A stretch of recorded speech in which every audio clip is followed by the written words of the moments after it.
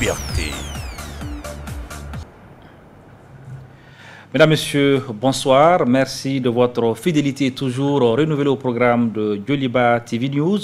Bienvenue dans votre émission En toute liberté. En toute liberté, c'est votre tribune qui donne la parole aux acteurs politiques, mais aussi aux acteurs de la société civile. Objectif, faire bouger les lignes et faire vivre notre jeune démocratie. À Joliba TV News, nous ferons le serment de faire la télé en libéralisant la parole publique, mais aussi d'œuvrer au quotidien pour une information plurielle au service des citoyens et de la démocratie.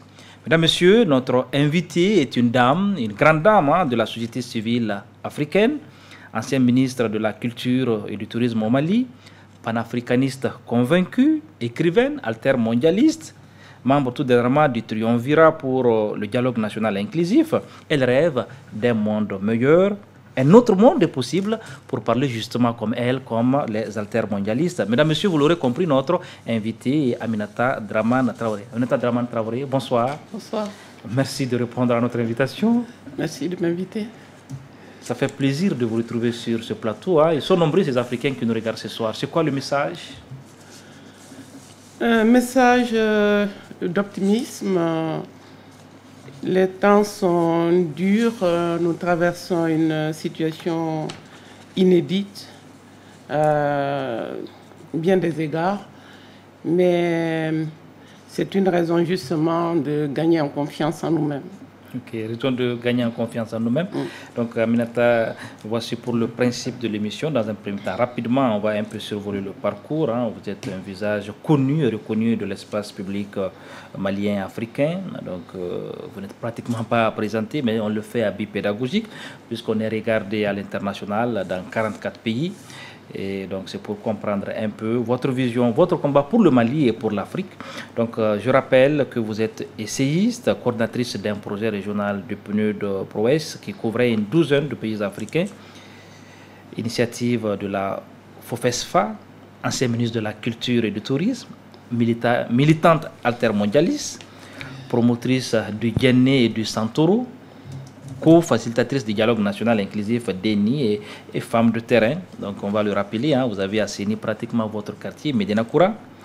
Donc vous avez beaucoup écrit aussi, vous êtes une écrivaine de talent. Donc vous avez écrit Leto, l'Afrique dans un monde sans frontières, lettre au président des Français à propos de la Côte d'Ivoire et de l'Afrique en général, Multisera en quête du futur, le viol de l'imaginaire, l'Afrique humiliée, la gloire des imposteurs, lettre sur le Mali et l'Afrique avec le journaliste et écrivain Boubacar Boris Diop. Donc nous allons y revenir certainement sur des aspects parce que vous avez évoqué des sujets qui viennent, vous avez évoqué des thématiques qui reviennent un peu dans le débat ces temps-ci. Donc voici un peu le parcours, c'est bon?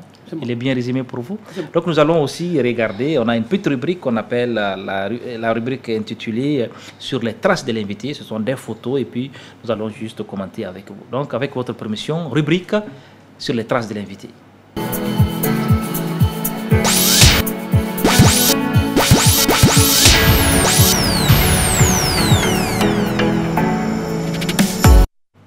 Donc, Aminata, j'étais là, sur la rubrique sur les traces de l'invité. Nous allons regarder une première photo que vous allez commenter avec nous.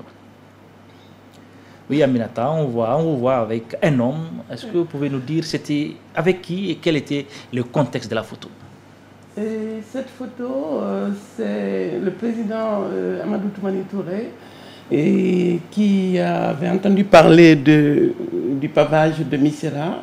A souhaité visiter ce que nous avions fait. Donc, c'est lors du pavage des rues de Missira. Missira, je rappelle, pour les téléspectateurs africains, c'est là où vous résidez, c'est votre quartier. Missira, c'est ça. Missira. Voilà. C'est pas très loin de Médina Koura. Non, c'est pas loin. Contigu. Ok, contigu. Ok. Donc, nous allons regarder une deuxième photo.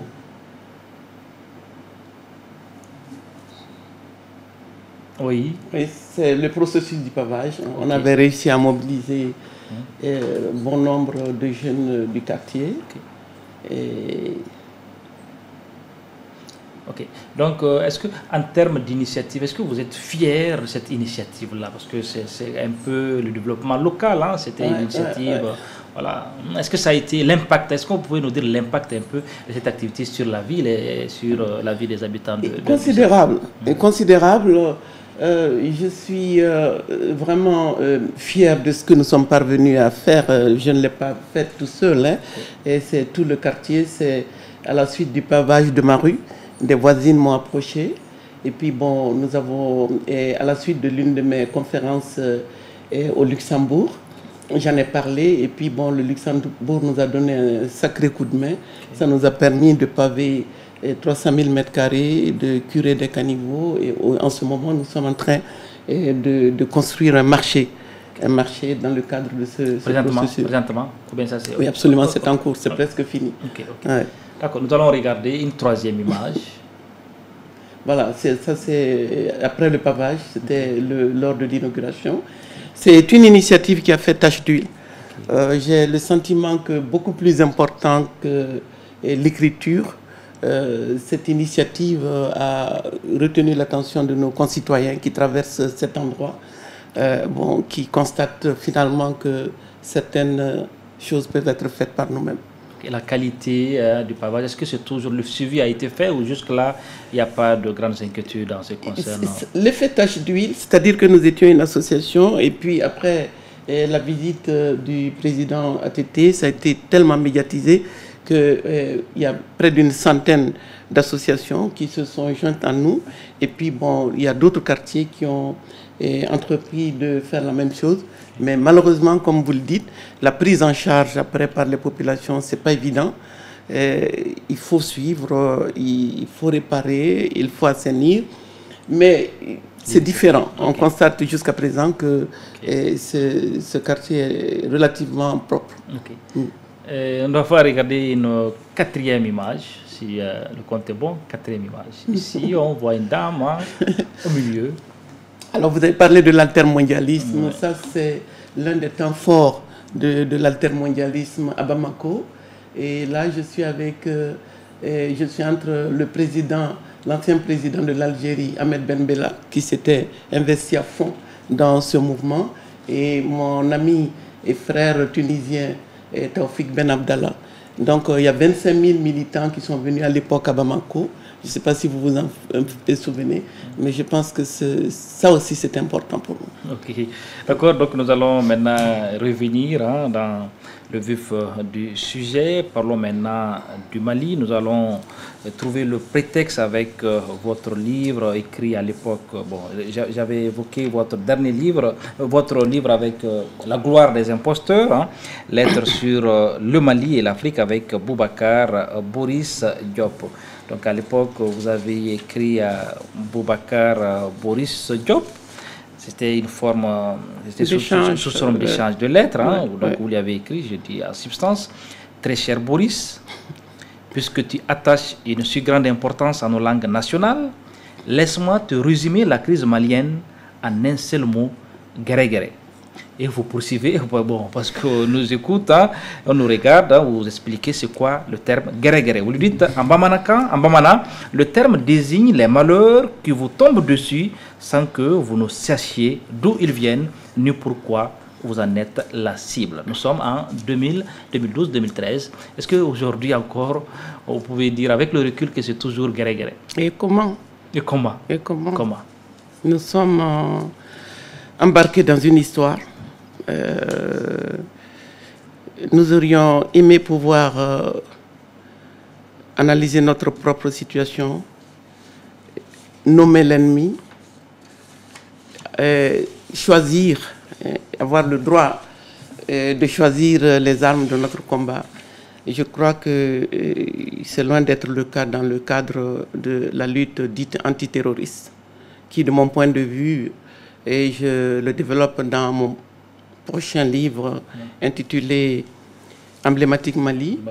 Je l'ai sous-titré Antiterrorisme et recolonisation.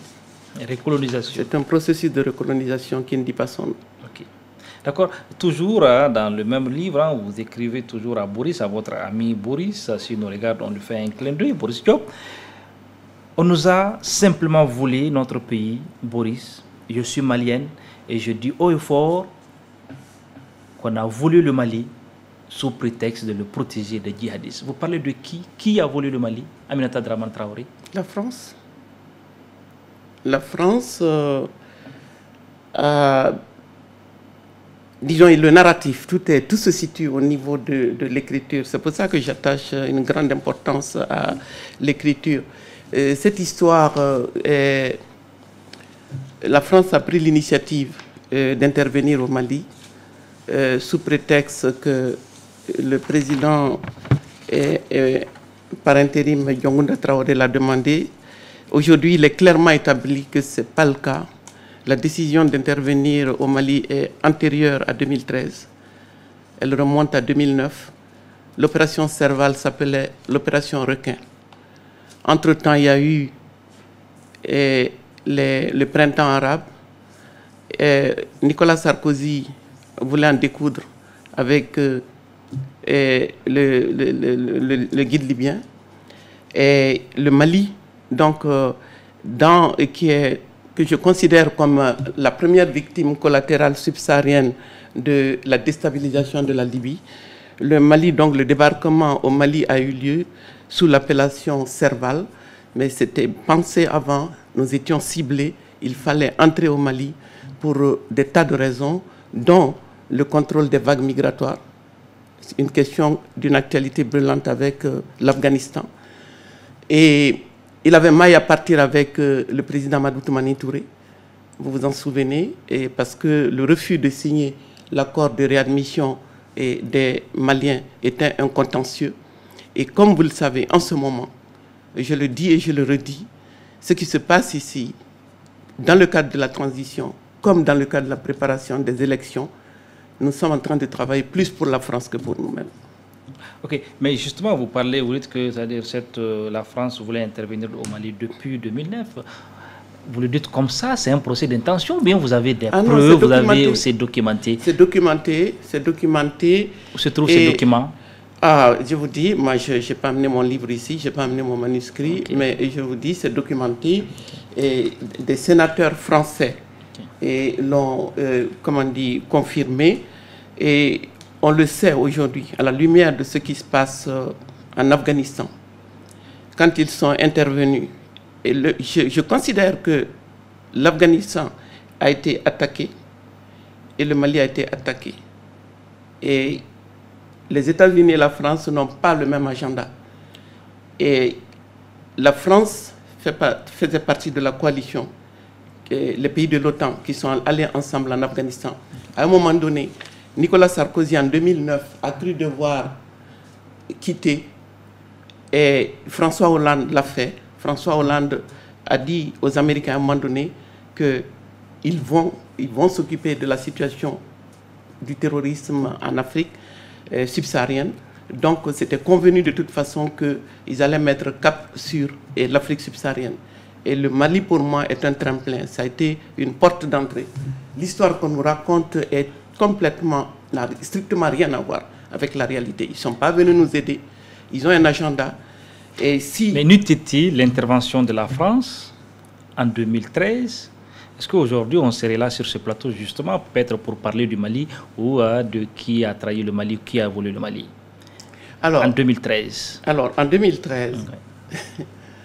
Et il est établi que la colonne de pick-up, les djihadistes qui, semble-t-il, fonçaient sur Kona, là aussi, ce sont des militaires français qui demandent qu'on déclassifie, qu'ils veulent voir les images de ces djihadistes qui venaient sur Kona et qui avaient des chances d'atteindre Bamako.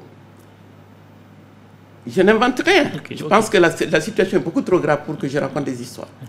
Je vous dis... Vous dites que c'est documenté avec emblématique Mali? Je me documente, j'essaie de comprendre, parce que ce qui est en jeu aujourd'hui, c'est la liberté, la souveraineté de notre pays et notre dignité.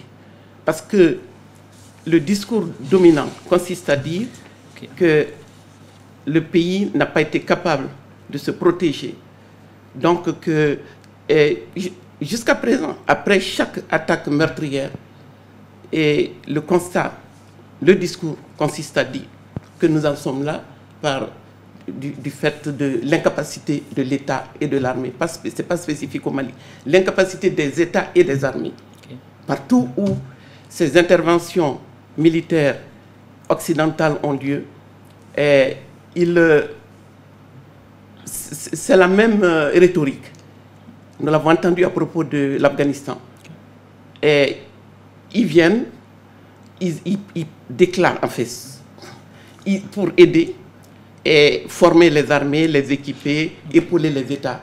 Mais partout, il n'y a pas un seul pays aujourd'hui où ces interventions militaires des pays occidentaux ont sauvé la situation et ont instauré une démocratie. Mais si nous, Maliens, si on était capable de sécuriser, hein, d'assurer la sécurité, comme vous l'avez dit, les questions de souveraineté, les questions de défense nationale, est-ce qu'on aurait peut-être appelé la France? Est-ce que la France est venue d'elle-même dans cette crise, Aminata Dramane Traoré? Vous ne l'avez pas appelé, vous l'avez pas appelé. La lettre de Dioncounda, c'est une invention pour La vous? lettre de Dioncounda, vous verrez, je crois que Dioncounda nous écoute, et le 22 septembre 2012, Dioncounda l'a dit que son choix n'était pas la guerre. Son premier choix n'était pas la guerre. Le deuxième choix ne l'était pas. Le troisième choix ne l'était pas. Et Cheikh Modibo Diarra, et je le cite aussi, dit que s'il en était, ça dit que le choix de faire la guerre, il suppose que ces gens avaient les moyens, savaient ce qu'ils faisaient quand ils nous imposaient cette guerre-là. Moi, je pense que il faut que les Africains, les Maliens et les Africains d'une manière générale, qu'on fasse preuve, disons, d'esprit critique.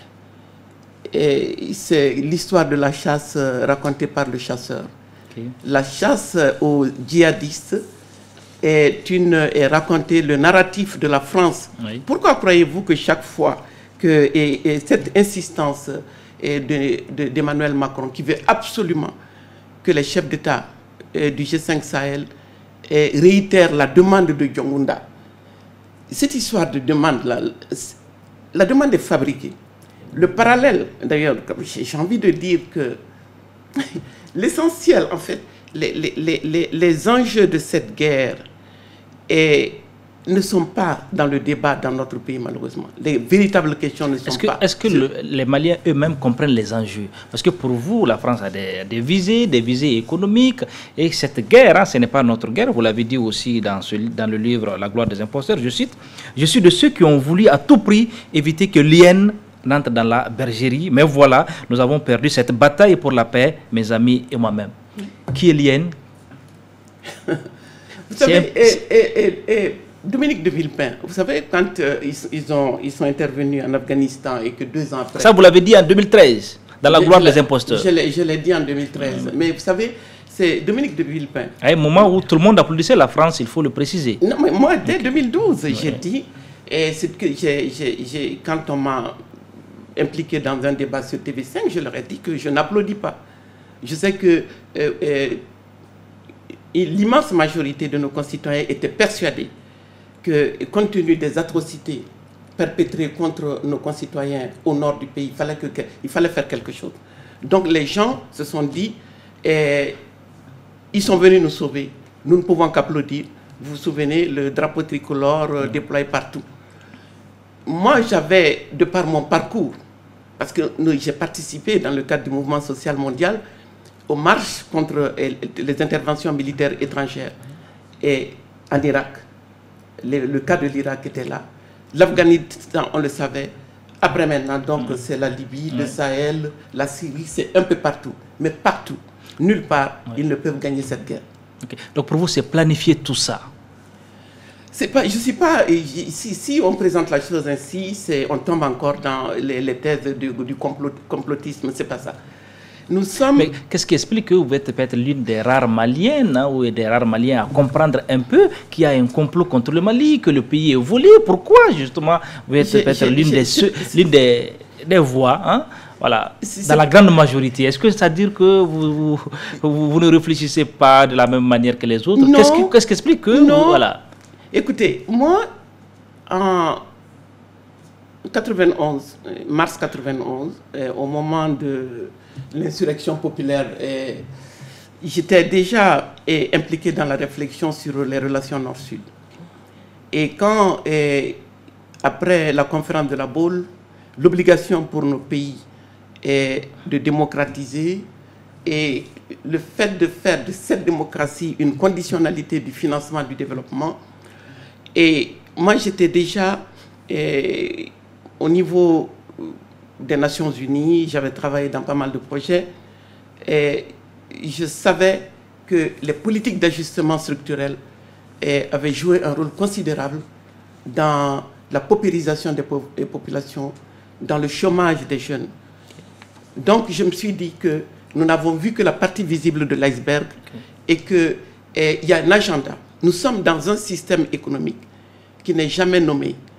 C'est-à-dire que le capitalisme mondialisé et financiarisé, qui concentre aujourd'hui l'essentiel des richesses entre l'infime minorité de la population mondiale qu'on appelle les 1%, et qui condamne à la pauvreté et à l'errance l'immense majorité. C'est ça le fin fond du débat. Le Mali n'échappe pas à cette réalité. Okay. C'est que vous avez appelé le virus libéral, hein, pour parler comme les terres. Oui, c'est Samir Amin, c'est le virus libéral.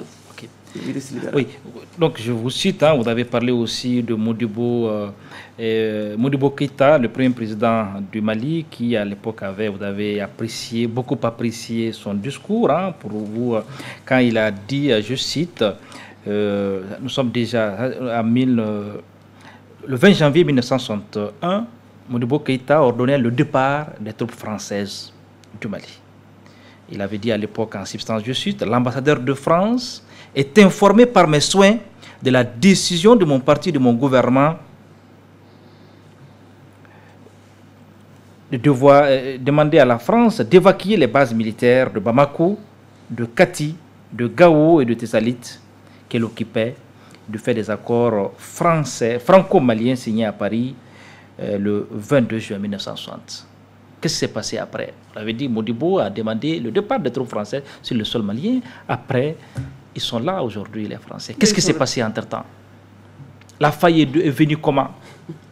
Parce qu'aujourd'hui, hein, vous n'êtes pas à l'aise, hein, avec certainement cette occupation, cette présence, hein, de l'armée française sur le sol malien. Vous savez que nous sommes en train de parler du Mali, du Sahel et de l'opération Barkhane.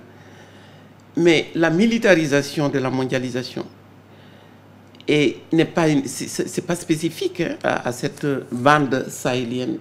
La question que je me pose, pourquoi des gens qui sont venus, qui nous ont promis une guerre rapide et en vue de libérer les 3 régions du Nord, comment sommes-nous passés des 3 régions du Nord au centre et pratiquement les 2 tiers du pays? Et sans crier gare, et pourquoi de Serval, quand est-ce qu'ils ont... Qu'est-ce qui les autorisait à transformer Serval en Barkhane si l'intention n'était pas justement d'occuper cette bande sahélienne? Mais disons que parmi les pays sahéliens, en raison de cette page de notre histoire, et c'est tonton Youssouf Traoré qui me dit que le jour où justement le soldat qui descendait le drapeau tricolore le jour de leur départ pleurait à chaudes larmes. La France sait, et Alain Juppé le dit, on lui reproche beaucoup de choses, lui il sait que dans ce pays, la France est dans un pays qui a ses spécificités. Tout le monde sait, aucun homme politique de notre génération, lucide, conscient de ce passé, n'aurait dit à la France, venez occuper militairement la situation parce que nous ne pouvons pas. C'est pas ça. Je crois que ça, nous l'avons documenté. Django Cissé le dit, et il y a un excellent documentaire dans lequel tout cela est relaté. On a demandé un appui aérien. Les Maliens étaient persuadés qu'avec un appui aérien pour réduire la capacité de nuisance des djihadistes, et on pouvait se tirer d'affaire. Mais la France n'a pas voulu. La France n'avait pas envie qu'on se défende. Il fallait s'implanter ici. C'est-à-dire que l'ami de l'international socialiste, François Hollande, voulait, à l'instar de Nicolas Sarkozy, qui est sorti triomphalement de Benghazi, il voulait sortir triomphalement de Tombouctou. ce n'est pas que ça. Je ne suis pas en train de dire, mais ceux qui sont... C'est étonnant que les gens n'aient pas constaté qu'en 2 temps, 3 mouvements, tant de soldats aient pu débarquer ici pour une poignée de djihadistes. Parce que c'était une poignée de djihadistes, aujourd'hui c'est des milliers. Okay. Oui, aujourd'hui, sont des milliers, mais quand même, il y a des militaires français qui sont morts quand même pour le Mali. Là aussi, il faut le dire, Aminata Dramane Traoré. Il faut être objectif dans votre démarche. C'est incroyable. Damien Boitier, les premiers jours, et puis beaucoup de militaires français, et puis le coût de l'opération aussi. Le problème, donc, si vous pouvez continuer... C'est des questions de journalistes. Non, c'est des questions de journalistes. C'est là où notre vulnérabilité se situe justement à ce niveau. C'est-à-dire que nous avons intériorisé ce narratif qui veut que nous soyons redevables à la France. C'est ça que l'intransigeance aujourd'hui de Emmanuel Macron est liée au fait que nous avons intériorisé ce discours fallacieux. C'est un mensonge d'État. C'est sur la base, le Mali est occupé militairement sur la base d'un mensonge d'État qui consiste à dire que Diongounda a demandé. Okay. Et c'est documenté tout ce qu'ils ont fait pour que cette demande puisse aboutir. Parce que sans cette demande, les interventions militaires n'ont pas de légitimité. Okay. Donc ici, comme ailleurs, comme en Irak, hein, l'histoire des armes de destruction massive, il faut trouver un prétexte pour débarquer. Okay. Et on attend des peuples attaqués qui le remercient. Et c'est ce que nous sommes en train de faire ici. Mais que faire justement aujourd'hui pour que nous-mêmes, on arrive à assurer notre sécurité, pour qu'on ne soit pas peut-être en train de crier au complot, à la trahison, au vol. Commencez par vous dire d'abord que l'insécurité, vous ne l'avez pas créée.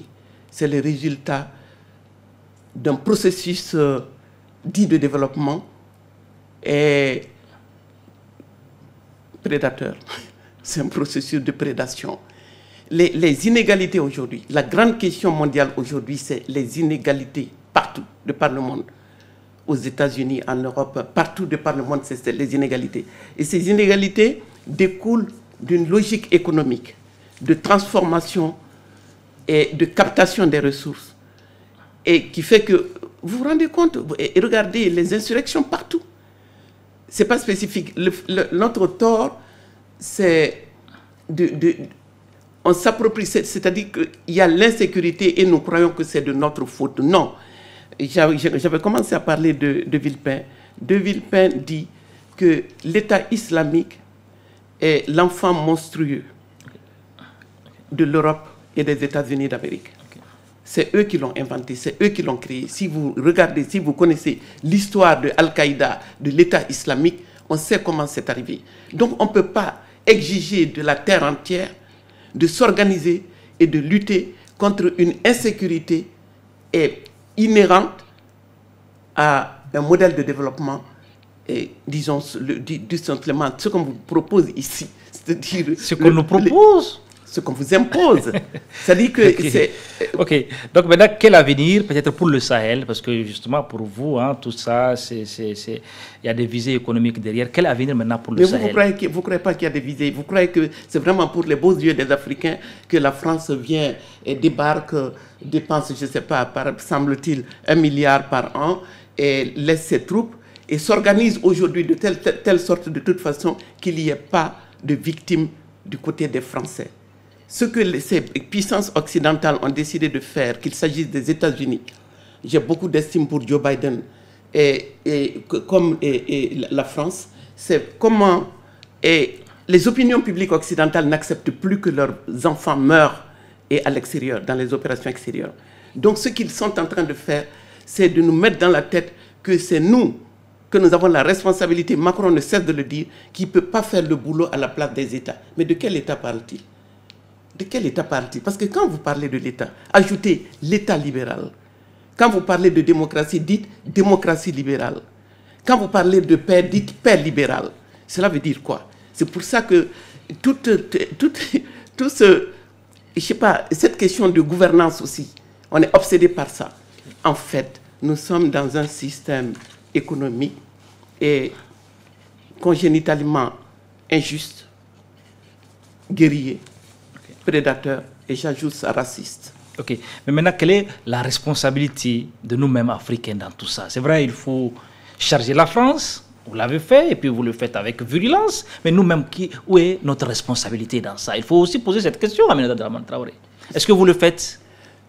D'abord, je ne charge pas la France. Et ce que je suis en train de vous dire, je n'invente rien. J'ai appris tout cela dans le cadre d'une dynamique mondiale. Moi, quand j'ai écrit l'Étau, je ne savais même pas, je ne connaissais pas, le Forum social mondial n'existait pas. C'est à la lumière de l'Étau qu'ils nous m'ont invité. Nous étions un certain nombre à Porto Alegre. À partir de là, le mouvement social, tout ce que, face à Porto Alegre, au mouvement social, il y avait Davos. Donc, nous avons posé un certain nombre de questions en disant que le monde va droit dans le mur si nous continuons comme ça. Parce que déjà à l'époque, la question de la pauvreté, du chômage et des inégalités était posée. Notre problème, c'est que nous sommes incapables de poser les choses dans ces termes-là. Ce que je constate, nous excellons dans l'art de circonscrire les choses à l'intérieur de nos frontières. Parce que c'est pas payant de parler, d'interpeller la communauté internationale. C'est la communauté internationale que j'interpelle, puisque la France... Ce n'est pas payant. Quand vous dites que ce n'est pas payant, ça veut dire quoi? Parce que nous sommes financièrement indépendants de ces gens. Tout est là. Vous savez, ici, quand... Du fait de vos convictions, de vos idées, de votre combat pour cette cause africaine, est-ce que vous avez eu souvent des soucis, des ennuis avec peut-être un gouvernement de votre pays? Je ne vous demande pas de dire de non. Voilà. Est-ce qu'on vous demande souvent de lever le pied, que vous êtes un peu amer dans le discours? Est-ce que vous est arrivé? Non, vous savez, c'est tellement dommage qu'on interprète les choses en termes d'animosité, être amer à l'endroit. Mais c'est pas ça. Mais je ne dis rien de différent de ce que les Français eux-mêmes disent à propos de leur pays. En fait, la France n'est pas monolithique. Hier, il y a un dirigeant français, je ne dirai pas son nom si vous voulez, qui dit que l'Afghanistan appartient aux Afghans, le Mali appartient aux Maliens. Mais c'est nous qui sommes frileux. Je ne sais pas pourquoi nous nous interdisons d'appeler un chat un chat. Aujourd'hui, les choses sont claires. La France est venue au Mali et la guerre n'est pas finie. Au terme de 8 ans, des milliers de Sahéliens sont morts. On me parle des morts français, je veux bien. Une cinquantaine de soldats français sont tombés pour leur pays, au Mali. Mais des milliers de Sahéliens sont morts, civils et militaires. Qu'est-ce qu'on fait? On arrête. Il faut que Barkhane parte. Oui, il faut que Barkhane parte. Pour vous, c'est une préoccupation, c'est un souci. C'est un combat. Pas que pour moi. Il n'y a pas que moi, les gens ont compris. Vous savez, il y a énormément de personnes qui ont salué et l'intervention. Il y a un petit souci avec la réalisation. Voilà, donc, oui, Aminata, oui, allez-y rapidement. Oui, le souci, c'est quoi? Qu'est-ce que vous parlez vous-même de la responsabilité des Africains, vous l'avez dit, nous sommes tous intellectuels, et politiques responsables de cette faillite. Bon, vous parlez du Mali. Il m'arrive d'en vouloir particulièrement à nos historiens, c'est vous qui parlez. Donc, j'ai l'impression que la plupart de ces brillants esprits n'utilisent pas leur connaissance intime de notre passé pour nous aider à comprendre les enjeux du présent.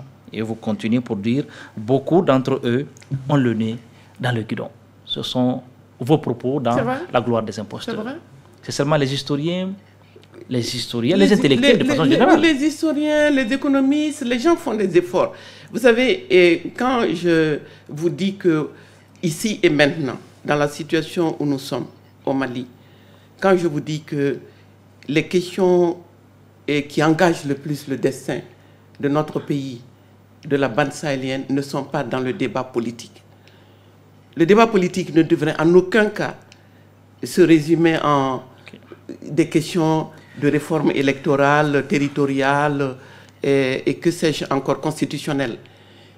Et la réforme de l'homme malien, la question de l'humain, le corps, on ne vous parle que de système électoral. On est omnibulé par la question du système électoral avec tout ce que ça comporte comme contentieux et bagarre. Mais personne ne vous parle du corps électoral. Les hommes et les femmes qui glissent leurs bulletins dans l'urne qui investissent Paul ou Pierre de leur confiance, mais à qui on n'explique pas du tout dans quel modèle économique nous sommes. Okay. Donc je pense que nous allons... ce sont les fausses et les belles et fausses promesses et de cette démocratie libérale qui pose problème. Ok, puisque vous parlez de refondation aujourd'hui, bon, vous l'avez... Je n'ai pas parlé de refondation. Ok, il fallait réformer l'homme malien, c'est ce que vous avez dit. Oui, je pense qu'on a besoin, on en a besoin. Rapidement, nous allons parler, vous avez été dans le triumvirat à l'époque, co-facilitatrice du dialogue national inclusif. Voilà. Est-ce qu'on peut connaître vos raisons? Qu'est-ce que cette expérience vous a apporté peut-être sur le plan personnel? Pourquoi vous aviez à l'époque accepté peut-être d'être dans un triumvirat? C'est pour le Mali, est-ce que vous pouvez nous donner un peu d'explication? Énormément, ça m'a apporté énormément. Okay. Je ne m'y attendais pas, j'ai été sollicité. Vous m'avez posé la question de savoir est-ce que je suis confronté à des difficultés compte tenu de mon engagement. Bien entendu, la suspension de mon visa à l'époque, quand j'ai dit que nous sommes dans une guerre par procuration, et c'est clair que je crois, sans prétention, que je suis l'une des subsahariennes qui a été pendant longtemps la plus médiatisée par les médias français. Mais à partir du moment où j'ai dit que ce n'est pas notre guerre, et je me suis vu stigmatisé, et ça relève toute critique et de la politique étrangère de la France est interprétée comme francophobie, ce qui est absolument qui est une aberration. Comme je vous l'ai dit, Bamako est ici, nous avons reçu des milliers de militants et d'hommes politiques, de femmes et d'hommes politiques de tous bords de France qui sont venus ici. Moi, je ne suis pas en train de parler comme une Malienne et une Sahélienne heurtée par l'état des lieux qui s'attaque à la France. Mon problème n'est pas la France. Mon problème, c'est un système économique aujourd'hui et dont la France dépend cruellement. Est-ce que vous pouvez m'expliquer pourquoi Édouard Philippe, à l'époque Premier ministre, est venu ici avec quoi plus d'une demi-douzaine de ministres français? Est-ce que vous pouvez m'expliquer pourquoi, immédiatement après l'étape de Tombouctou, le MEDEF est venu ici avec des hommes d'affaires français? Cette guerre, c'est du business. L'argent, cette question de la mobilité, les questions de gros sous dont il est question, tout ça, c'est parce que l'antiterrorisme, c'est des affaires d'abord pour les entreprises françaises qui sont en difficulté, qui ont perdu du terrain, qui ont besoin de revenir, qui font face à la Chine, la Russie, n'est-ce pas? L'Inde. Vous le savez. Mais aujourd'hui, le défi, quand on nous dit, on regarde du côté de l'Afghanistan et on nous regarde en disant, vous qui voulez dialoguer avec les djihadistes, qu'est-ce que vous dites maintenant? Qu'est-ce que vous allez faire? Si nous partons, ils vont revenir. Moi, je dis, mais le défi s'adresse moins aux Maliens et aux Sahéliens et Africains qui demandent le départ des bases et militaires étrangères qu'à la France elle-même, qui a besoin de savoir comment sortir de ce guêpier dans lequel elle s'est mise et elle a entraîné nos pays. Parce qu'aujourd'hui, elle s'approche des pays du Golfe de Guinée. L'enjeu, c'est occuper militairement et économiquement le terrain, comme du temps de la colonisation. Il ne manque que l'Église, mais les militaires sont là pour veiller sur les intérêts économiques de la France et les valeurs aussi d'Israël. Les militaires, vous dites, hein? Lesquels militaires? Mais les militaires, les troupes Barkhane. Barkhane est parti. Barkhane n'est pas parti. Vous pensez que réduire la dimension de Barkhane et consolider du moins, parler de Takuba qui n'est même pas une réalité, et faire peser sur les frêles épaules de nos États et de nos pays la responsabilité de gagner une guerre ingagnable? Un politologue sénégalais qui dit que si aujourd'hui Barkhane rentre sous les troupes françaises, les troupes, il a dit les forces étrangères rentrent, c'est possible que le Mali puisse avoir le même visage que l'Afghanistan aujourd'hui. C'est un politologue sénégalais, Yorodia, qui le dit. Mais oui, j'ai lu ça, mais je ne suis pas du tout d'accord avec lui. De toutes les manières, l'armée la plus puissante du monde vient de partir. Je ne dis pas qu'ils ont été battus militairement, mais politiquement, ils l'ont été. La France doit partir. La France sait qu'elle doit partir. Mais comment partir? Et puisque aujourd'hui, la sécurité, parce que cette guerre est un fonds de commerce électoral. Ce que Emmanuel Macron tient à ce que nos élections aient lieu le 27 février 2022 parce que sa propre réélection est en jeu, parce qu'il faut pouvoir dire aux Français, à l'opinion publique, nous avons fait le ménage là-bas et nous nous maintenons là-bas d'une certaine manière. On africanise, on européanise, on internationalise la lutte, nous maintenons là-bas et vous êtes pour votre sécurité. C'est la question, c'est l'enjeu sécuritaire c'est de cela qu'il s'agit. Les Africains croient qu'il s'agit de leur sécurité. Il ne s'agit pas de votre sécurité. De notre sécurité. Ok. Nous allons justement écouter la rubrique question directe. Hein. J'ai un petit souci avec la réalisation. Voilà. Donc, un petit souci avec la technique. Donc, rubrique question directe.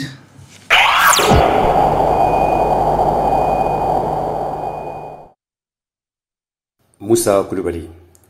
Bonsoir Madame Emrata Draman Traoré. Militante altermondialiste de grande renommée, vous avez toujours dénoncé avec force le diktat des institutions internationales sur les États du tiers-monde à travers ces fameux politiques d'ajustement structurel qui nous maintiennent depuis des années et des années dans une situation de dépendance sans fin. Une prise de position courageuse de votre part au risque de déplaire aux maîtres du capitalisme.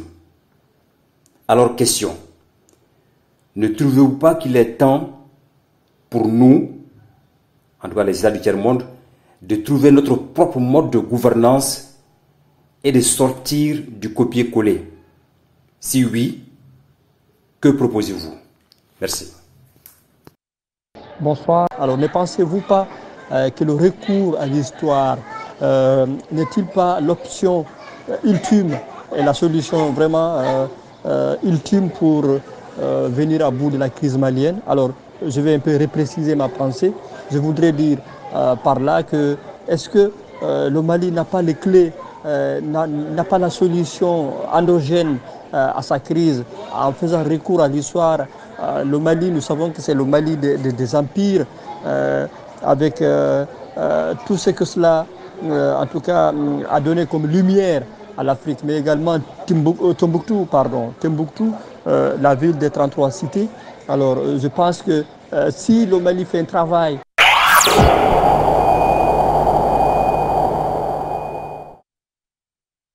Moussa Koulibaly. Bonsoir Madame Emrata Draman Traoré. Militante altermondialiste de grande renommée, vous avez toujours dénoncé avec force le diktat des institutions internationales sur les États du tiers-monde à travers ces fameux politiques d'ajustement structurel qui nous maintiennent depuis des années et des années dans une situation de dépendance sans fin. Une prise de position courageuse de votre part au risque de déplaire aux maîtres du capitalisme. Alors question, ne trouvez-vous pas qu'il est temps pour nous, en tout cas les États du tiers-monde, de trouver notre propre mode de gouvernance et de sortir du copier-coller? Si oui, que proposez-vous? Merci. Bonsoir. Alors ne pensez-vous pas que le recours à l'histoire n'est-il pas l'option ultime et la solution vraiment ultime pour venir à bout de la crise malienne? Alors, je vais un peu repréciser ma pensée. Je voudrais dire par là que est-ce que le Mali n'a pas les clés, n'a pas la solution endogène à sa crise en faisant recours à l'histoire? Le Mali, nous savons que c'est le Mali des empires, avec tout ce que cela en tout cas a donné comme lumière à l'Afrique, mais également Tombouctou, la ville des 33 cités. Alors je pense que si le Mali fait un travail interne profond, je pense qu'on pourrait trouver une solution endogène à la crise malienne. Alors moi je voudrais que les chercheurs, que les politiques, en tout cas que vous êtes, et que tout l'ensemble des acteurs, les gens de la société civile, les journalistes, puissent orienter en tout cas leurs travaux leurs activités pour trouver une solution à cette crise malienne. Je vous remercie. J'aimerais vous demander si toutefois vous croyez à l'État-nation. L'État-nation, surtout l'État-nation du tiers-monde, l'Afrique, cette balkanisation que nous a laissé la colonisation. Est-ce que vous pensez que le salut des peuples africains se trouve dans ces États-nations? Si toutefois vous croyez, quels sont les arguments que vous pouvez développer pour éclairer les lanternes de Mali? Maintenant, les États-Unis sont la première puissance économique au monde et militaire avec 50 États. L'Afrique compte aujourd'hui 54 pays. L'État fédéral de l'Afrique noire n'est-il pas la seule issue pour dire basta à ces coups d'État, à cette corruption qui gangrène les administrations dans les États-nations, à cette débâcle des armées? Pensez-vous qu'une armée africaine, une monnaie africaine, un seul drapeau africain, un seul président africain ne seront pas la solution? Aminata Dramane Traoré, hein, je ne dis pas Ouattara, hein, Traoré, hein, c'est Aminata Dramane Traoré. Est-ce que vous venez de suivre là les questions des téléspectateurs? Oui. Voilà. Oui. Ça, Baba Coulibaly a posé une première question. Hein, que faire pour proposer qu'est-ce que vous proposez? Quel modèle de gouvernance vous proposez pour sortir du copier-coller? Mais je crois que il se passe en ce moment même les phénomènes qui sont en train de bouleverser le monde et constituent, de mon point de vue, une opportunité historique de rompre avec ce système qui, de la traite négrière à ce jour, a pillé l'Afrique, a servi les Africains. Et ce n'est pas une accusation, c'est connu, c'est d'une actualité brûlante. Et il y va de notre dignité. Parce que moi, je me dis qu'il s'agit aujourd'hui de nous emparer de l'arme que sont les idées, la bataille des idées. Nous ne sommes pas dans la bataille des idées, nous sommes dans la bataille pour les postes politiques, pour leurs avantages. Nous ne sommes pas dans la recherche d'alternatives. Aujourd'hui, le modèle qui nous a mis dans cette situation est remis en question un peu partout dans le monde.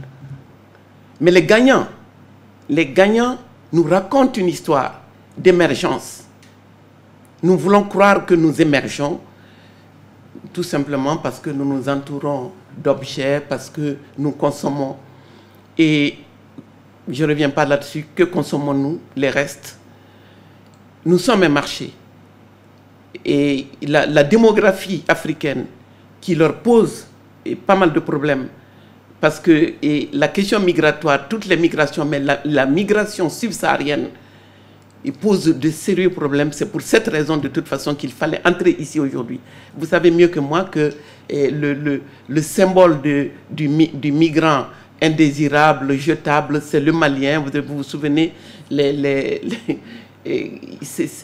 Mali, c'est d'abord ça. Dans l'imaginaire politique et des Français ordinaires, c'est le Mali, le problème, c'est l'immigration. En fait, bien avant la question et la crise sécuritaire, c'est la crise migratoire d'abord qui leur pose problème. Et c'est ça, quand immédiatement après la chute, le retour des talibans, et Macron commence, en choquant, il a choqué la plupart de ses concitoyens, en commençant par la crainte d'être envahi.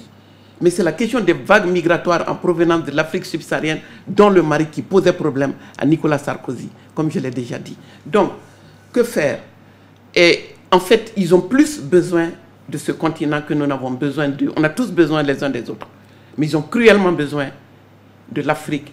Regardez les cartes, regardez l'état, l'immensité du continent, les richesses du continent, la jeunesse de la population du continent. il y a des savoirs et des savoir-faire. Mais là où je suis, et tout mon combat consiste aujourd'hui à dire que c'est possible. Quand vous dites notre slogan, une autre Afrique est possible, dans le cadre d'un ordre mondial plus respectueux des droits des humains, de tous les humains. La question de George Floyd, comment une telle question a pu passer, et s'est passé inaperçue. Adama Traoré est enterré ici, à Bamako. Mais qui en parle? Mais moi je dis, ce dont les Noirs souffrent de par le monde aujourd'hui, ce n'est un secret pour personne. Il n'y a pas un seul lieu, pays ami ou pas, où nous pouvons aller tranquillement, vaquer à nos occupations, revenir. Nous, on ne peut pas. Et de plus en plus, et ça va s'empirer avec le Covid. Donc, et le bilan que nous... C'est cette analyse que nous ne faisons pas, en disant que et ceux qui sont attaqués à l'extérieur, ceux qui croupissent aujourd'hui dans les geôles libyennes, ceux qui meurent en Méditerranée ou au large des côtes sénégalaises, tout cela, ce sont nos enfants, ce sont nos frères.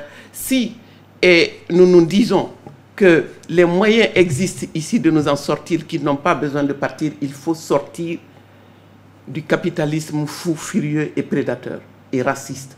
Le racisme, c'est-à-dire les autres, on voit en chacun, tous ceux qui sont aujourd'hui maltraités. Et on voit en eux d'abord l'Afrique. C'est pour ça que cette Afrique-là doit se ressaisir, doit comprendre. Or, nous ne nous donnons pas le temps et les moyens de comprendre. Là, donc, pour répondre à la question, la clé, c'est le diagnostic. La clé, c'est un récit contre récit. Quand ils disent « nous sommes venus vous sauver », je dis « allons-y, débattons-en ». Mais n'exigez pas des chefs d'État qu'ils aillent à Pau pour aller réitérer une demande faite par Djongunda et 8 ans plus tôt. Vous n'avez pas pu en finir avec le djihadisme ici. Vous voulez partir, disons, en trompe-l'œil, en nous laissant le soin de mener cette bataille pour vos intérêts.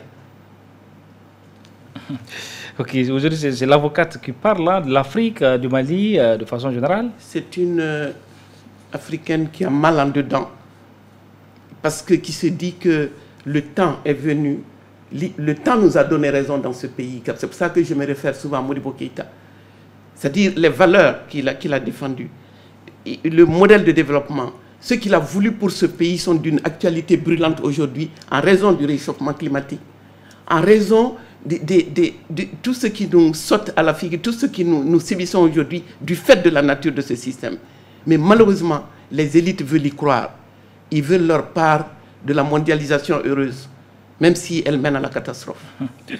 Oui, deuxième question. Pour ce téléspectateur, est-ce que on peut trouver des réponses dans l'histoire, en revisitant l'histoire du Mali? Il a parlé de l'histoire du Mali qui est riche, il a parlé des empires. Est-ce qu'on peut retrouver des solutions, peut-être des solutions maliennes à la crise malienne, en revisitant notre histoire? Bien sûr, en commençant par le dialogue. Vous me dites, moi j'y ai cru, j'y crois encore. Mais pourquoi? Et quand c'est... Et nos solutions, les solutions qui existent dans lesquelles nous pouvons investir sont ignorées par nous-mêmes au nom d'une certaine modernité, comme si l'Occident avait le monopole de la modernité. Le temps travaille pour tout le monde. Les choses changent. Nous pouvons les changer de l'intérieur. Tout ce que vous avez cité, que ce soit le pavage, le Santoro, chaque acte que je pose, ce que j'écris, c'est-à-dire je cherche à faire le lien entre ce que j'écris et ce que je pratique. Donc moi je suis persuadé que nous avons la possibilité d'être bien ici, dans nos têtes, dans nos corps, dans ce que nous mangeons. Si nous essayons... On peut créer l'Eldorado ici pour vous. Je ne parle pas d'Eldorado, c'est trop dire.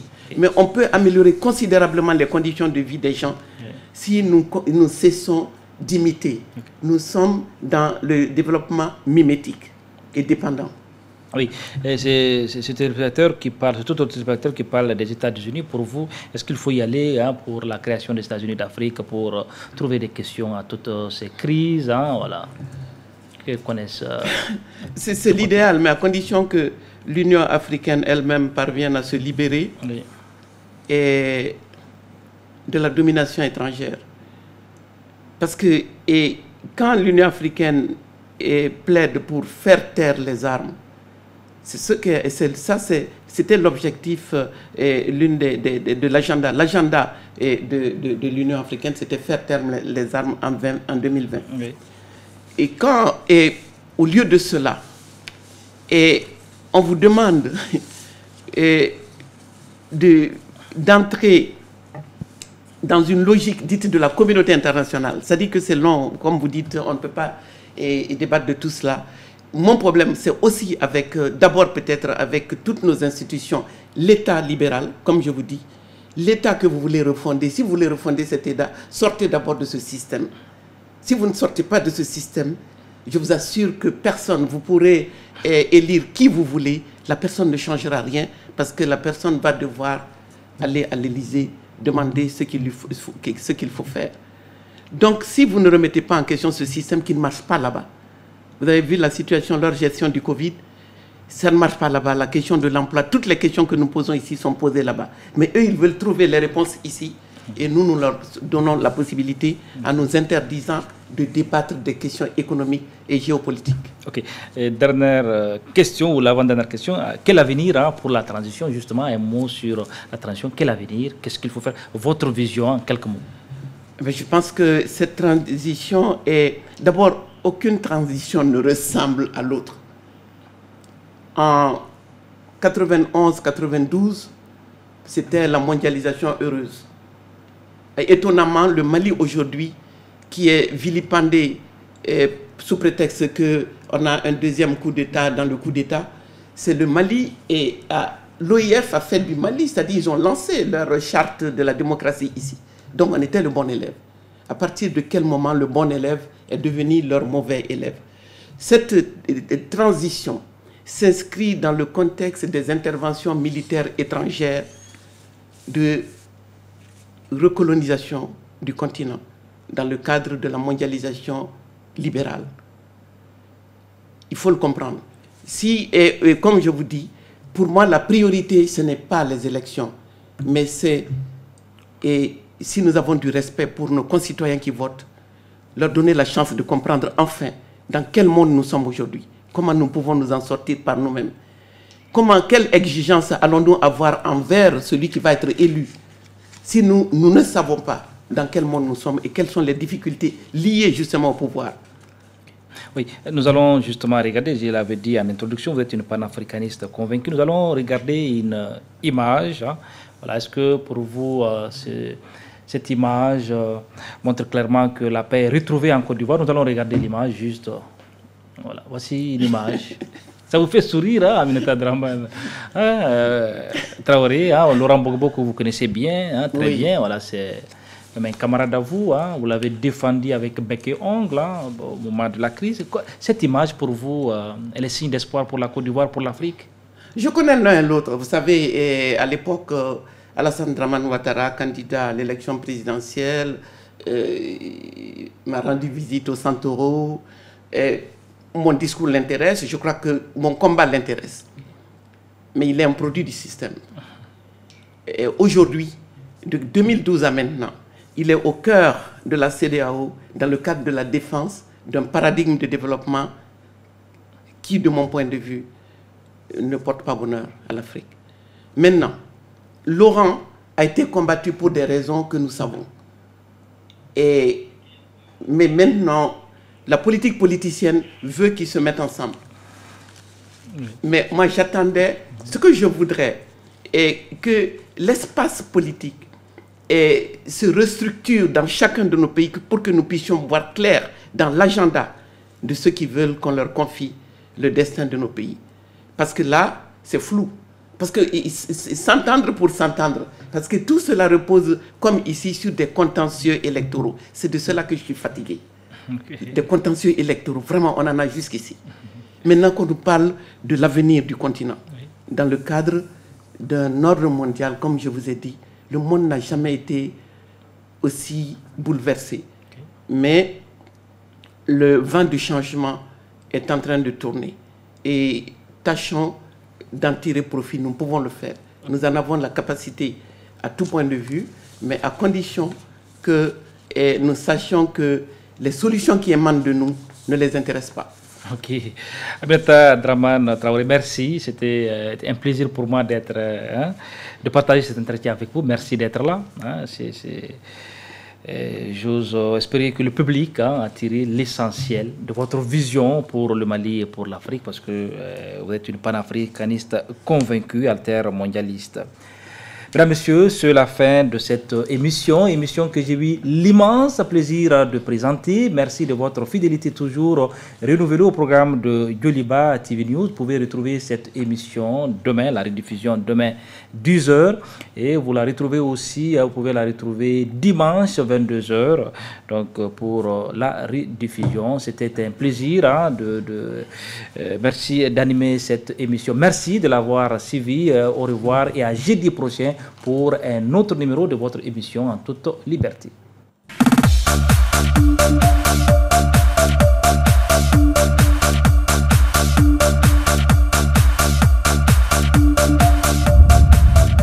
En toute liberté.